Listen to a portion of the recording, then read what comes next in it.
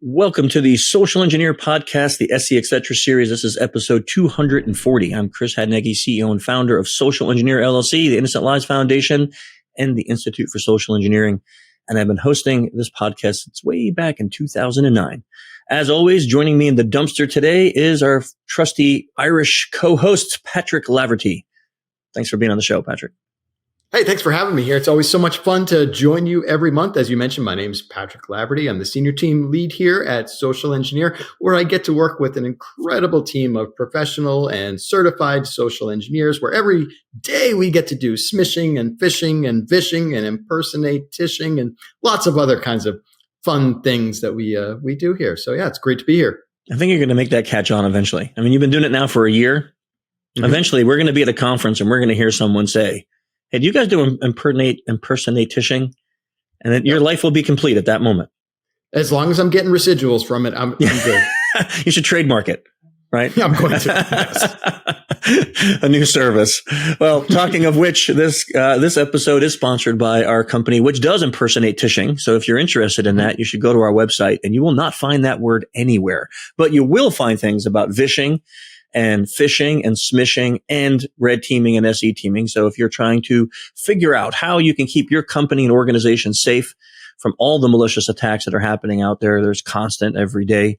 You should contact us. We can meet with you, talk about what it is that we do and how it may augment your security programs. You can find out more information on social-engineer.com. I want to invite everyone who's listening to our Slack channel. If you haven't joined yet, why not? Okay, there's over 1,500 people in there every month, every day, talking about social engineering from all aspects. Patrick's always in there. So if you want to hang out with Patrick, you can just come in there and hang out with him. We talk about the psychology of it. Some people who do this for a living come in and get pretext help. We even have a job board where about 10 people have found different employment. Companies come in and say they're looking to hire. People are there, they're looking to find work, and it's been a really great place. It's family friendly and legal chat. So if that is you, please come and join us. And if you can't find the link, you can hit any one of us up on LinkedIn, and we'll be more than happy to get you the link. It's in the show notes, though. If you can't find it, just ping us. Also, if you're listening, please go over to innocentlivesfoundation.org. If you're not familiar with that organization or you haven't heard about it before, it's a nonprofit that was started 6 years ago. The mission there is to help law enforcement geolocate and track people who traffic children and create child abuse material. I'm really excited about that. Just a couple months ago, we announced that we hit our 500 case. That's a big milestone for us, which means that an organization at ILF, we handed in 500 cases to law enforcement around the globe, helping track and find people who are hurting kids. If you want more information, you can go to the website. If you're a parent or caregiver, we got lots of info how you can talk to your kids about this really difficult topic. You can join us as a volunteer if you want, in many capacities. We're always looking for help. And of course, donations as a nonprofit are very useful to keep our mission going. So you can find all of that information there on innocentlivesfoundation.org. Also, if you like the music on the intro and outro, it is none other than the best rock and roll band on the planet Earth, and that is Clutch. So, of course, you need to go listen to them right now. Open up Spotify, type them in, just ingest all their music. But the best way to do is go see them live. I don't know how a band can be better live than they are on album, but they are. And don't take my word for it. Just go listen to them, and you'll enjoy it. Last but not least, if you have any topic ideas you'd like to see us cover on this episode of the SE Etc. series, then please put them in the comments on any platform that you're on. We look for those. If you like what you're hearing, give us a thumbs up and a like and a heart or wherever other icon they have there. That helps us spread the message even into more areas. And you may have noticed that there is a third person with us here today. I'm not sure if she's been on camera yet, and you know who she is. Everyone knows who Shelby is. Patrick, why the heck is Shelby here with us today in the dumpster? I mean, we like putting her in myself. I have no idea. She just showed up. She did. Wow, man, I guess we got to get better control, huh? No. We have a great reason for Shelby to be here with us this month. And I've been really looking forward to this episode, our final episode of 2023. It's going to be pretty exciting, fun one. A while ago, I remember first learning how much fun stories can be, especially social engineering stories, especially on-site impersonate-tishing stories. So much so that I think I even created like a conference and a different podcast all about that, but that's you did do that. Not almost. You actually did do that. It wasn't almost. You did it. Yeah. That's neither here nor there. But we're here today to talk about one of those kinds of stories. And the three of us were the team that did it. So we are welcoming Shelby Dacko, this scary little human, here today to also help tell this story about how we went on site and did our impersonating. Welcome, Shelby. Hey, thanks so much for having me. I'm excited. This is going to be a fun one. Really looking forward to it here. So getting into this story, as always, we can never reveal who the client is. We can't really even give away any kind of details about specifically who they are. So I think maybe about the extent that we can say is that this was really a really large municipality where they challenged us to see if we could get access to their water treatment facility and their wastewater treatment facility. Is that fair to say for what that scope was? I think it's fair to say, and people might question why. The goal was, with the way the world is right now, this municipality wanted to see if a terror group had attacked them.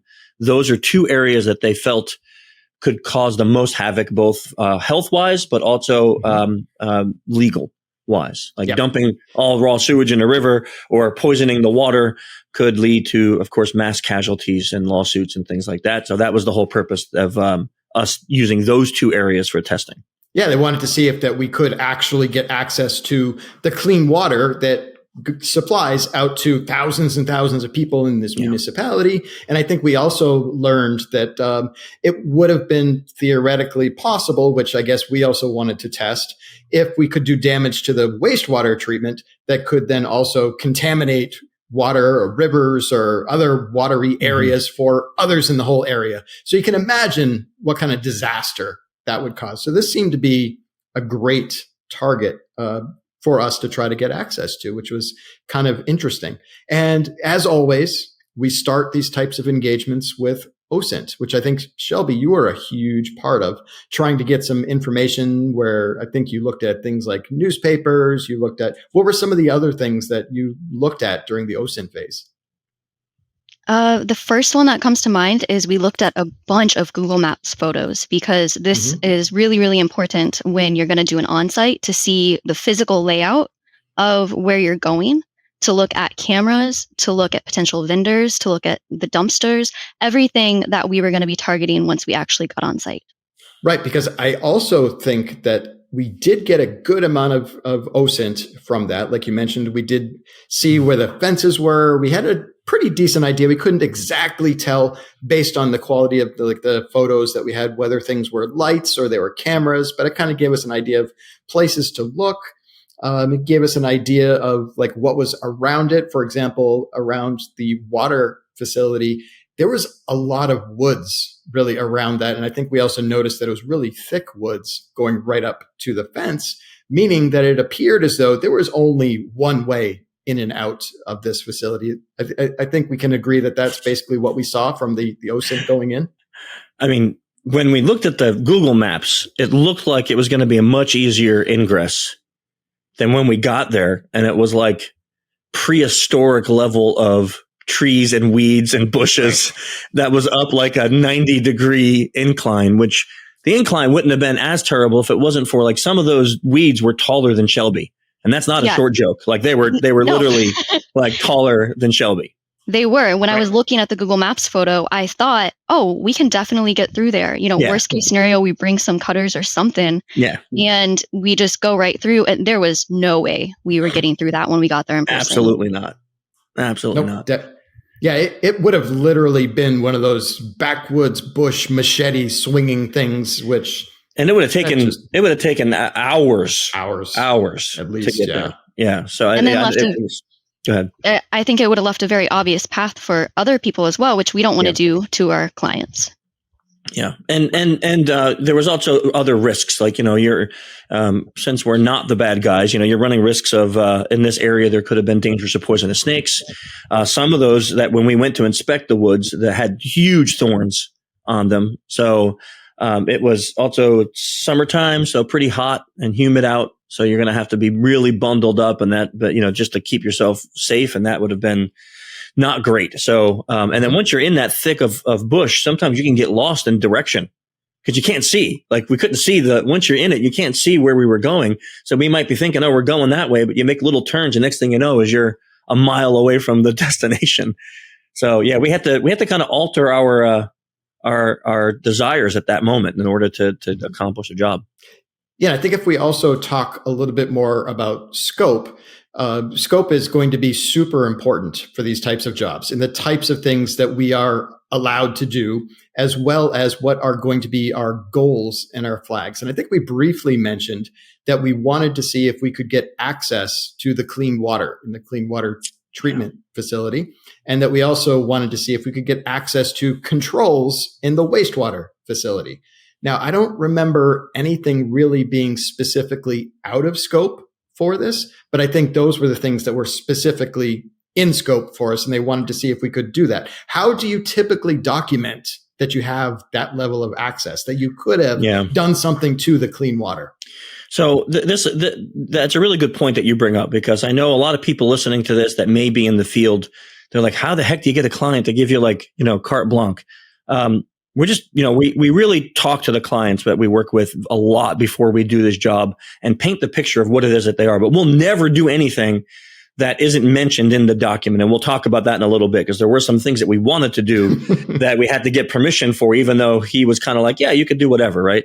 But we still, we put everything in the letter. So our get out of jail free letter, there has to be a better name for that, but that's what we call it. Our get out of jail free letter lists the things that we are and are not allowed to do, the people that will be on site, any fake identities that we may be using, the address of the locations that we are allowed to breach, and then a summary list of everything that we can do. And if they said there's something we can't do, like if they claimed, like if we had one job where they said on this floor, you can't go into this room.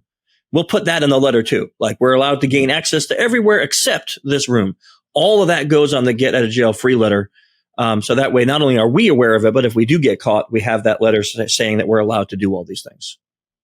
Yeah. And I think there's also a clause in there, or at least it's probably at least understood, that we don't want to be destructive, that we don't want to tear anything down. We previously said that you can, get into the vault of a bank by pulling up a backhoe and tearing the building apart. Those are all certainly things that are ridiculous, extreme examples that we're not going to do, because what we really want to do is to show that we can get access through social engineering, which is often through people being able to compromise people, processes, policies in a way that's even better if you can get in and out without even being detected. Yeah. This client even made the point to us, like, well, why did you go over the fence? Why didn't you just cut it? And we're like, because then you would have had a gaping hole in your fence, and then someone else could have walked in, and then we're liable. And he's like, I didn't think of that. Right. And it's an important point, because yes, that would have made my life much easier, since I'm the slowest out of the three of us when it comes to fences. But like, we would have left a giant gaping hole in the fence. So, and if they have one there, we'll definitely use it, but we're not going to create the giant gaping hole in their security. Right. Yeah. Yep. All right. So you also referred to that get out of jail free letter or permission letter or anything like that. You and I have been talking enough here. Let me ask Shelby about this one a little bit. Some people you can make copies of, or can you make copies of that letter? How many copies of that letter can you have? What is really the value of that letter? And like, how securely does that letter need to be secured? What do you do with it? How often do you have it with you? All those types of things, if you want to talk about that, Shelby. Yeah, definitely. It is very, very important. I mean, as mentioned, we don't really have a better name for it, but it's your get out of jail free letter, right? I mean, you need to have it on you. So what we do is we have one for each team member, and then usually an extra just in case. But, think through a little bit. What happens if you lose that letter, for example? Who could pick that up and then say, oh, this person has permission to do these activities. Hey, I want to do that. If they're a malicious person, they could then impersonate us and go that route. I mean, hopefully no one would do that, right? But that is thinking worst case scenario, what could happen if you do lose that letter. So it's vital that you hold on to it and that you make sure it's very secure. Yeah, I think if the letter were to get irrecoverably lost, at least for those days, like we were on site for 2 or 3 days. If we don't know the location of it, that gives somebody who holds that letter. If they get caught by police or security, they go, "Oh, what? I'm supposed to be here."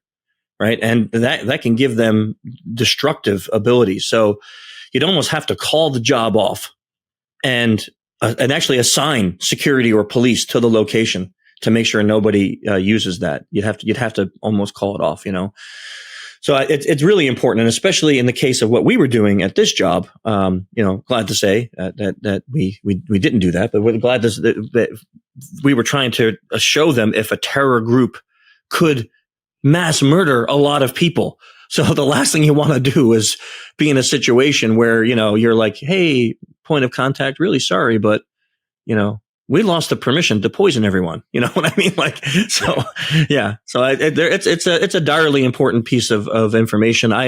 If I keep them afterwards, they get locked. But most of the time, I think I have my first one, I have, and my first armed facility, but normally I shred them when I'm done. Just because, once the dates are over, it's not, but you got people's signature on there, you got all sorts of stuff. So I usually just I bring them home and shred them. Mm-hmm. Yeah, I know we refer to it as a get out of jail free card, which is kind of a reference to Monopoly, but maybe another great reference would be from Willy Wonka. It's really a golden ticket where it gets you into wherever is on there. So maybe a golden ticket's another way to look at that. All right. So getting back to the job, we did our OSINT, we flew in, we showed up, and then we decided to do a little bit of reconnaissance on the first day. And I think we learned a good deal just by driving around. We also did a little bit of reconnaissance with a drone. So we brought a drone. We showed up at one of the facilities, just got the drone up into the air and off. And what did we see from then? A big black Suburban pulls up. I don't know if you want to talk about that interaction a little bit. I love this story. This is actually one of my favorite parts of this whole job. So, because it was a municipality, the CISO there decided to tell the police officers that we were coming into town. He didn't give them any details about where we were doing it, but he did give him our pictures. And he said, "If you see these people, please don't shoot first." Right? This is what they look like, and they're here by authorization. So this SUV pulls in, it's not marked. And I'm just like, Patrick, we got spotted by a civilian. I'm thinking this guy's just watching us fly a drone. Like, what the heck you doing? But he comes out, and as soon as he comes out, he's a cop. I mean, he's got the sheriff's suit on. He's got the gun. And I'm like, it's a cop.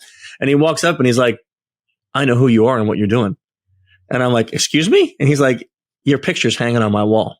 And I'm like, and at that moment, I'm like, "What the heck? Like, what are you talking about?" And he's like, "Yeah, we know why you're here." And he goes, "Good luck." And he goes, "But I just want you to know we got your back." And we shook hands and he walked away. And I thought, what an amazing interaction. This cop did not come up with an ego. He wasn't like, "We're going to stop you. We're getting you. You're getting cuffed this weekend." Like, none of that. He didn't come with his chest out, like challenging us. He was, "I know who you are and you're safe. And I told my whole squad how to treat you if they find you." And I just walked away from that interaction like, this is the way to deal with the police. None of this adversarial communication, like whatever our point of contact did, he did a wonderful job at painting a picture that made us a team, not adversarial group. And I thought that was, to me, that highlighted the rest of our time there. The next 3 days were awesome because we really had a great time. And we got to, we got to meet him again at the end. We did. And take some pictures with him because we were just like, man, I should have got his name because, we're flying a drone. We're about to do our first thing. And then the cop shows up and I'm like, crap, we're going to get arrested before we even start, and he just was really, really cool. It was a really great time with him. It really was. I thought we were burnt before we started, and I was so concerned. I was like, no, I want this experience. I want to do the job. Like, we made it this far. Let's go through with it. And it was just such a good interaction, and it made me feel really safe. Yeah. Yeah, I think I was thinking the same thing. Like, the drone had just gone up like 10, 15 seconds before he pulled up, and I had the controls in my hand. Yeah. And once I saw he was police, the hands went behind the back, touching the controls. I'm like, I'm not doing anything here. Nothing to see here. And then once he explained all that, it's like, oh yeah, so here's the controls. Here's what we're doing. Which, so one of the things that we did with the drone was it really let us get an updated view from what Google Maps was kind of showing us, where we were able to send it up over the facility. We could bring it down and look a little bit more closely at those things that we couldn't tell whether they were lights or cameras. I think we were looking for holes in the fences, looking for people walking around, looking for dumpsters, looking for places that you could potentially get over the fence more easily. Is this something that you've seen before, Chris, or what were some of your thoughts on why we were flying the drone around? I do that every job I can. I always try to have a drone. I think it's Google Maps is great, but there was when we got there was a construction. They were building a new building right below the hill where our client was. That was not on Google Maps. Yep. So there, getting updated OSINT is, you can't just show up and go, hey, here's 100% the plan. We're doing that. Because when we did OSINT on that first facility, as well as the second facility, the OSINT on the second facility revealed some things that changed our whole plan because, the gate was wide open, but it was so well lit.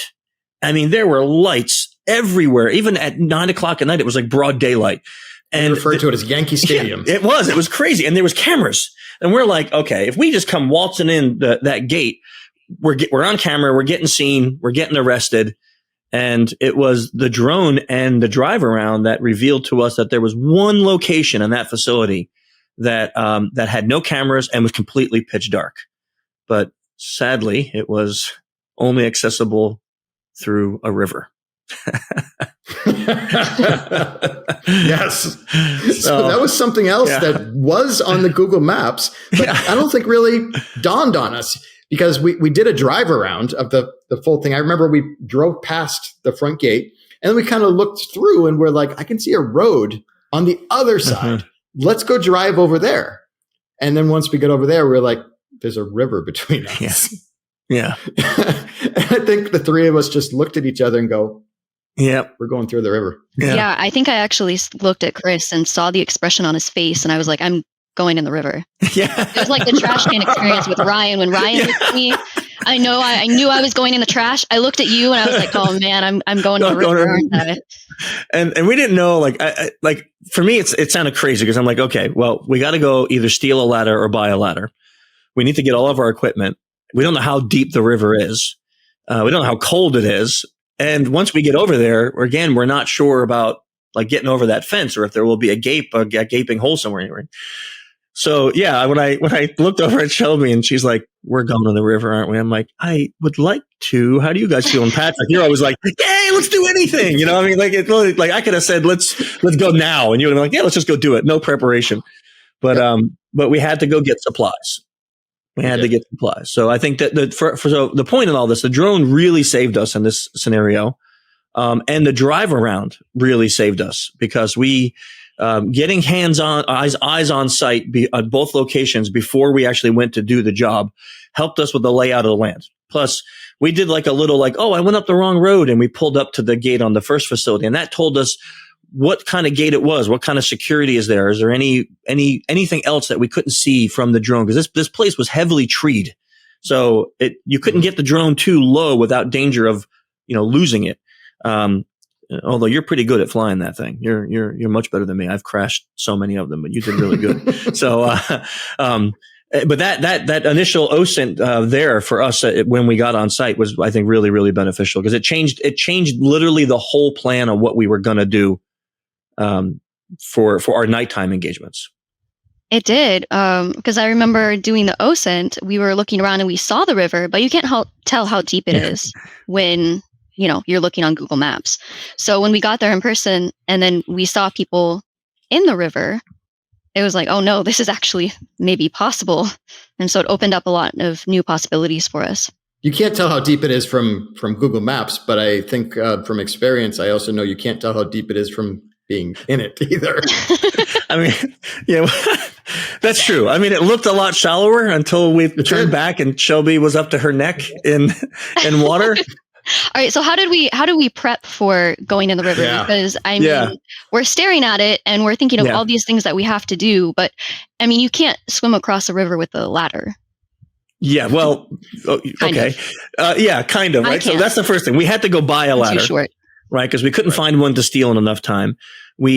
We had to go buy towels because the drone showed us that there was some pretty rusty barbed wire that we were going to be going over. So we didn't want to, and we couldn't find the appropriate thing. It'd been better to have a plastic mat or something, but we bought a whole bunch of really cheap towels.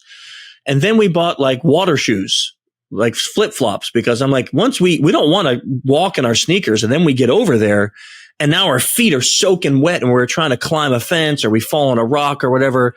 So we're like, okay, if our clothes get a little wet, no problem, right? So we get all those supplies, and it was only after one of us, I don't know which one of you, because it wasn't me, said, why didn't we buy like a float and put all of our shoes and everything in the float and then tie a rope around one of us? Because I'm like, yeah, why? Why? Because we gave all of our shoes to the shortest person here, Shelby. Yeah, I guess your shoes got wet. Yeah. And I'm like, I'll carry the ladder because it's the heaviest thing. And I'm a big guy. And, we didn't want you going in, Patrick, because, you had some health concerns. So we were like, no, we didn't want you getting super wet. So like, I'll carry the ladder. How hard can it be carrying a ladder through a river? Right. Yeah. Well, like you said, we get in there and it looks, this is shallow. This is not going to go below my knees, like above my knees. This is great. So we kind of I got this great video of us all rolling our pants up, taking our shoes off. Here, Shelby, you carry all this. And then, Patrick, you were nice enough to take the lead at first so we can watch you and where you're going. And all of a sudden it's like the current was just crazy. And I turn around and there's Shelby and I'm like, you stepped into a hole. And I'm like, hey, where's my shoes? And she's like, oops. I lift him out of the river and I just see his face drop. I'm like, I'm so sorry. There was no saving it. It was either I was going to be downstream or you were getting wet. There was no in between. There was no in between. And at that point, the ladder is uneven. And these stupid shoes that we bought were the worst things that we ever purchased. I mean, they were so horrible. I fell and my shoes came right off. So I didn't have shoes for half the job. Yeah. And then the ladder gets hit by the current and it almost takes me over. And it wasn't like a waterfall, but there was like a little ledge that was like a small fall, a waterfall, and almost dragged me over that with the metal ladder. So it took us quite a bit of time to get across because there was some definite wading. And at some point it was way past my hip deep and it was way past Shelby's neck deep. And you just like, screw it. I'm just putting my shoes on, and you just put your sneakers on. Like, I'm just going to get wet anyway. So by the time we got over there, we were pretty much soaked. Yep. Yeah. And speaking of time, when were we doing this? Oh yeah. Yeah. What time did we start that? I think we started, this was the second one that we went to. So we went to the water place first, and then we did the river second. I think we started the first one at midnight. Oh, right. 11:30 midnight. So it was late. We got to this one probably around 1 a.m.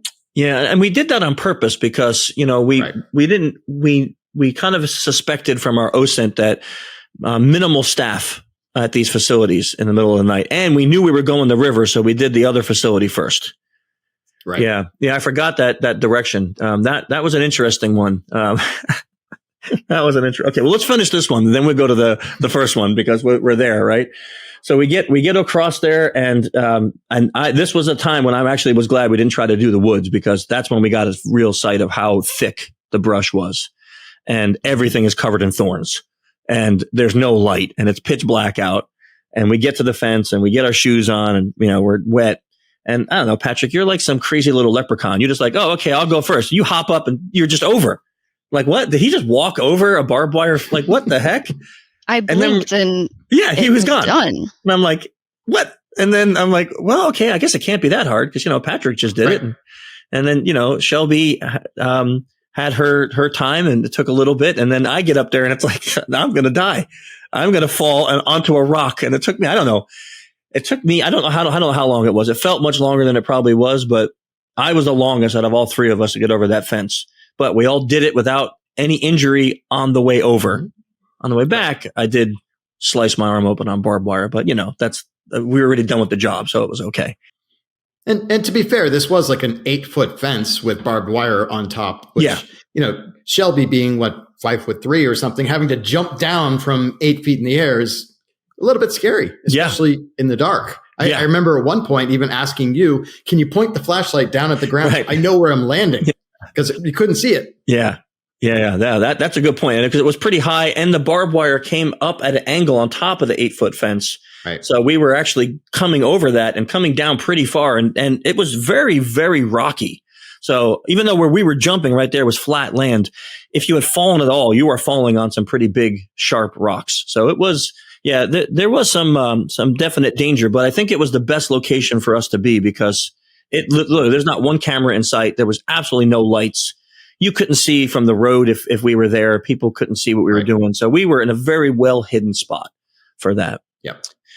Yeah, this was the wastewater treatment facility that we were getting into. And one thing that we noticed with that is, while it was lit up like Yankee Stadium, only in places. Yeah. So there were some places of it that were extremely dark, that you couldn't see much of anything. Yeah. And I think one of our strategies there was to stay in the shadows. Yeah. Because one of the things that we wanted to do from there to prove what we could do was potentially do damage. And one of the ways that we were proving that damage was we brought little sticky notes that just basically said CECOM was here. Yeah. And as we were going around the facility, I remember seeing some of the devices, some of the power switches, some of the things that controlled all of this wastewater facility. We had hands on it. We had access to it. We could have certainly flipped a switch. We certainly could have destroyed some of these devices. And instead, all we did was we just put our little sticky note on it. Is that something that is typical for these types of engagements on what you are trying to prove? Yeah, 100%. I mean, you wouldn't want to create havoc just to prove that you can create havoc, right? It was enough that we had a picture. So here's Shelby next to a big control that says off with her hand on it and a picture, done. That's all they need, right? Just the fact that we were that close and nobody stopped us. I mean, at one point, you wanted to see if you can get into the office building, and you're running towards the door, and there's a guy standing right in the door. I mean, you must have been like 1.5 feet away from his face, and he'd never looked up from his phone. That's how dark it was. And then you back out. Now, we document all that because it's like, okay, there was somebody there. Like, you should have been caught. Why are you running around in a black hoodie at 1 o'clock in the morning or whenever, 2 o'clock in the morning, and he didn't even see you. So yeah, that's enough to say, hey, we were there. We could have done massive damage. We don't need to actually do it to prove the point. And I think the other point that we made for the client was that we did discover that they had cameras on site. I don't know if they were necessarily motion sensor or anything like that, but what was the other thing that we found when we realized, like, we're on camera and nothing's happening?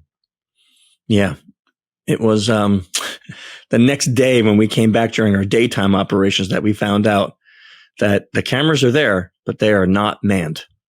And that we didn't know that, of course. We didn't know it. So that's the big thing, because we didn't know it. So, you're waiting. You keep waiting every time you pass a camera, and they had these giant lights that were on motion sensors.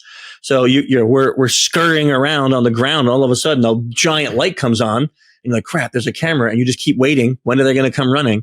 And then 5 minutes goes by and nobody's running. And you're like, why? Why is nobody coming? Like, I know we're on camera.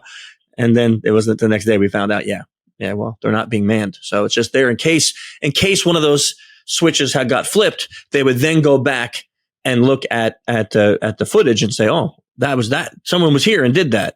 So again, it was another thing that we were able to help them with like, you have some of the right technology. It's just not being used in the right way. Yeah, what a great thing for the report. I mean, there were so many cameras, and I was just hopping from shadow to shadow, and then I turn around and Patrick was up on a tank or something, and then we were putting sticky notes everywhere, and I'm just waiting for someone to come out of that office building, and it just never happened. Yeah, that is a funny one. Yes, he was on top of a tank. Yeah. Yeah, I remember you were probably about 20, 30 feet ahead of me, and I just saw a ladder next to a tank.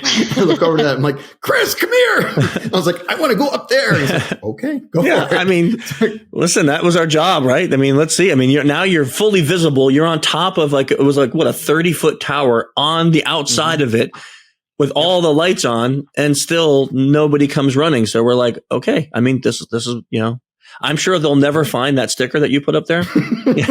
If it's still there. Next year, maybe we'll go take it down. Maybe, next year we'll go back to the place. So yeah, that's it. That's what we'll do. We'll tell them, hey, we're going to climb that again just to get that sticker down. That's great. So I think we proved the point at that location. We just kind of retraced our steps back to the fence. We had pulled the ladder over onto the other side, did that same thing where you gashed your arm open on the razor wire trying to get out. And then, like I think I mentioned at the time, I'm like, we need to keep in mind that whole thing that they always have at Everest, where most people actually get hurt coming down the mountain after summiting. And I'm thinking, that just took us 30, 40 minutes to cross the river to get here. We just proved all the point on this job. Now it's going to be super easy to lose focus and get hurt in the river on the way back, where we had to spend another 30, 40 minutes recrossing the river to get back to our car at 2 a.m. at this point. Yeah. Well, what a great moment to have a team around us, though, because I think had I been on my own, I wouldn't have even thought of that point. And Patrick, you pointed it out. And so it made me be even extra cautious, which I think served me well, because I ended up in water up to my neck at some point, So I think it was a good reminder. And it was nice to have the team around for that whole process so that we could ensure that we were each safe. I think that is an important point. I know a lot of times we talk to people who do this for a living. They're always fascinated when we say we always send a team out. And I've never done it any way different. I know a lot of companies only send one person out, but I think there's a lot of risk with that, especially like in this job. If it was just me and I got hurt on that fence, I would have been laying on that ground until the next morning, until someone came and got me. Or, if you something like in the river, if something were to happen, I mean, you got to have the team there really made it. And also, I think it's a great sounding board. Like when I look at both of you and like, we're going to go across the river. Actually, I shouldn't count you in this, Patrick, because you will do anything. But, maybe the voice of reason says, is that a good idea or not? And since Shelby thought it was a good idea, let's try it. So we did. Yeah. Yeah. Yep. And so we also went to the water facility at night. So one of the things that we had noticed with that, like you mentioned, that really thick brush, but we also did a reconnaissance drive-by earlier that same night. And I think one thing that we noticed was there was actually a path beaten down right along the fence that took us to the back of the facility. And in the back of the facility, there was a gate with a chain and a lock on it, which we Shelby, do you remember one of the things that we noticed about that gate when we were doing our reconnaissance? Oh, yeah. I mean, when you picture a gate, it closes and the two metal bars come together. Normally, that's how it should be. This gate had a gap, a huge gap in this fence. And so we just saw that and we all kind of looked at each other and we just nodded and then left. We were like, that's where we're coming in later. Right. Yeah, this gap was big enough that I think Shelby and I slipped through it without touching the gate. Chris might have needed to wiggle a little bit to get through. Yeah, my shoulders, I had to definitely twist a little bit to get through there. But it was still big enough that, like, saying Shelby can fit through something isn't so impressive because she's pretty tiny. But saying that I fit through something, like, that's a little crazy. If you ask me, that's nuts. Like that's how big this gap was. And then the crazy part is once we got through, I'm like, hey, Patrick, just come take a picture of this lock. And I pulled the lock up to hold it and it just came off. And I'm like, we didn't even need to do that. We could have just pulled it. And I'm like, that's a good lesson to try that next time. But I'm like, wow, that was so bad. That was so bad. Yeah. We brought the lock picking tools and all that to see if we didn't need it. It was kind of like that picture that people have with the locking the clasp with a Cheeto or something like that. They just put the lock on it without actually securing the lock. Yeah. So it kind of looked like security, which that went in the report as well. Yeah. Make sure you actually lock your locks. So. Yeah.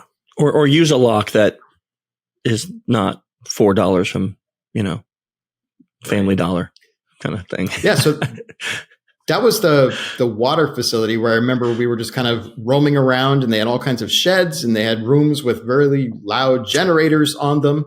And I think at one point you two were in one of the sheds and I was like, I'm going to go check out this other room over here.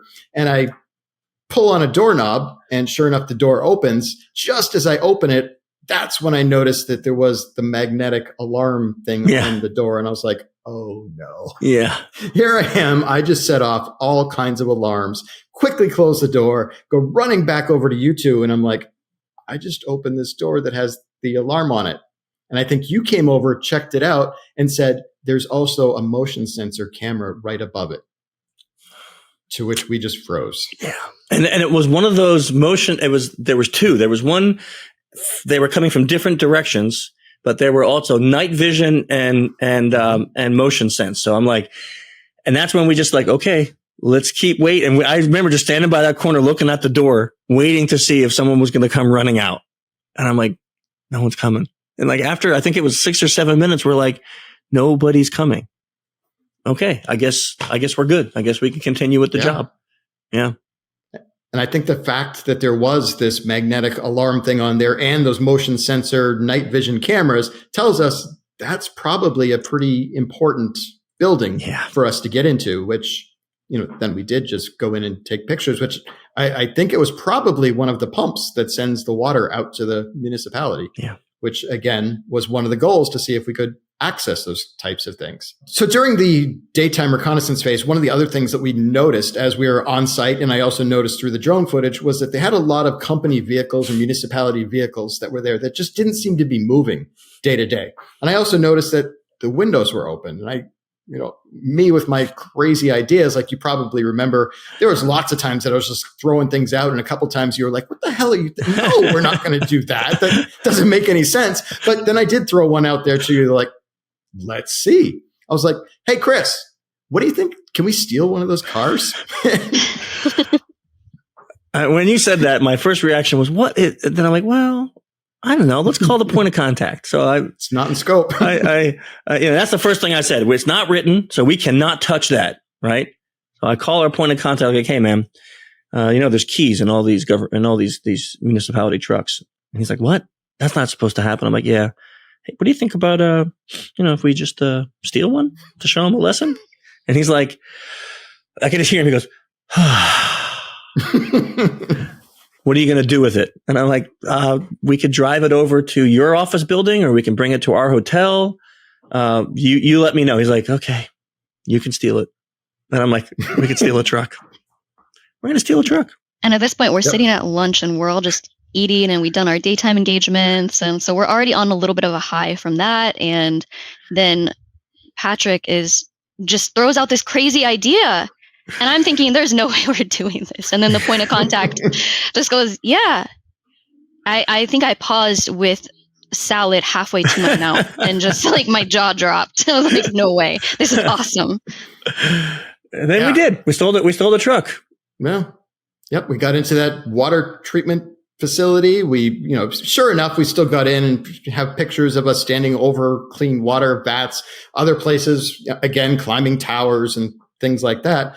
But also just for more fun, we also have pictures of, Chris looking inside of vehicles and then saying, here's one with the keys in it.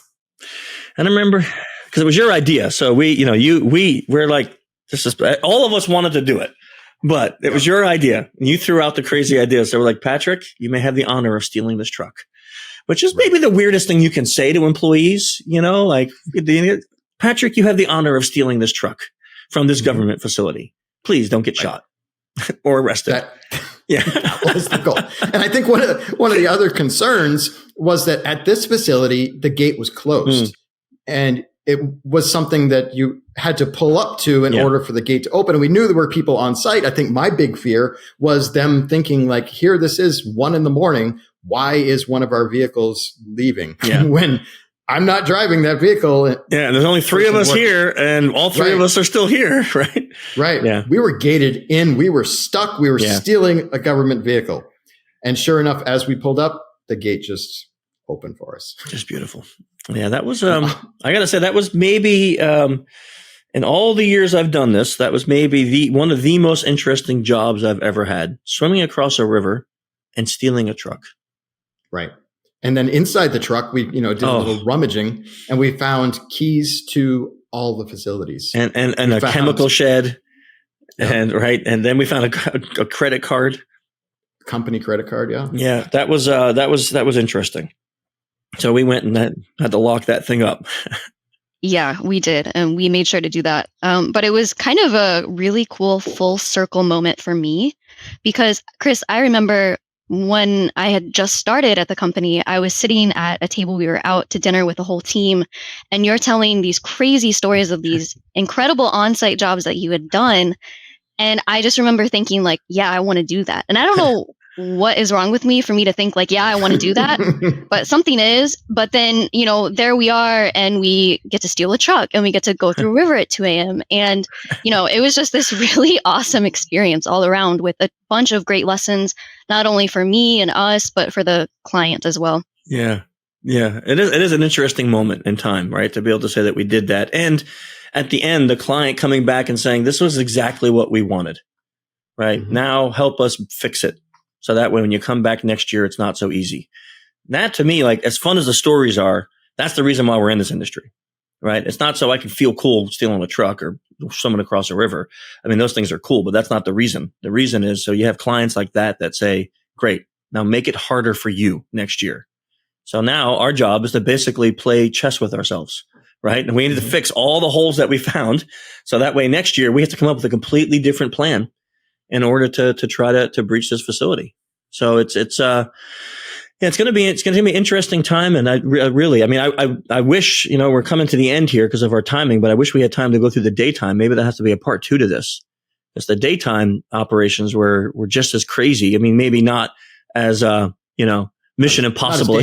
Yeah. Not as dangerous, but really, really fascinating stuff that we found during the daytime. Yeah. 100%. That'd be fun to do. Yeah, I think we should. I mean, it's an interesting job. It's really hard to cover all of it in like 45 minutes, and with all the stuff that we did, and it was just so much stuff. So maybe next year, right? Because this is the last one for 2023. So next year they're going to find out the rest of the story. Oh, no, we don't reveal future podcasts. Oh, that's true. Yeah. Although you did, you did last month. I slipped. You did. And you told everyone Shelby was going to be here. I did. Yeah. She's here. Yeah. Awesome. So, Patrick, what's our topic for next month? All right. So our topic for next month, what we are going to be talking about, you're going to have to tune in to find out. I'm not telling any of you what we're going to be talking about. You slipped last month. Yep. It's nice for the people to know. No, 2024. Gotta download and listen, hit that like button, all those things that people say. I don't know what you do. Well, thank you both for being here. Shelby, Patrick, it was a great job. That was a lot of fun. Yeah, it was really good. And hopefully we will do the second part of this.